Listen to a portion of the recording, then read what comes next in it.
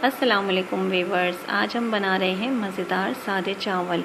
ये दाल और सब्ज़ी के साथ खाए जाते हैं। इसके लिए हमने चावल लिए हैं तकरीबन 3 पाव या 3 गिलास।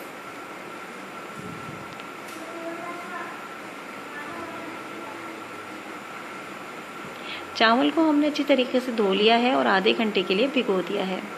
अब आधे घंटे बाद इसमें तकरीबन ये देखें आधा इंच हमने पानी लिया है चावल से ऊपर। अब हम इसमें डालेंगे चावल के हिसाब का नमक 3 टेबल स्पून।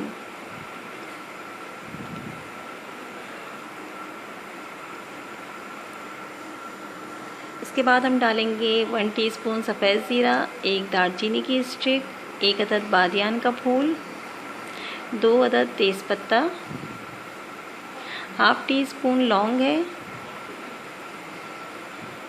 और हाफ़ टी स्पून हम इसमें डालेंगे काली मिर्च और 2 अदद बड़ी इलायची। ये तमाम गरम मसाला हमारा इसमें डल गया है। इसमें हमने 2 से 3 टीस्पून डाल दिए हैं ऑयल के और इसे अच्छी तरीके से मिक्स कर दिया है। अब इससे तेज़ आंच पे चूल्हे पे पहले उबालेंगे और जब अच्छी तरीके से चावल में उबाल आना शुरू हो जाएगा तो इसके पानी को खुश्क कर लेंगे। इस हद तक जब पानी खुश्क हो जाए, नीचे थोड़ी पानी की नमी बाकी हो, तो उस वक्त हम इसे हल्के चूल्हे पर रख के 5 मिनट के लिए ढक के पकाएंगे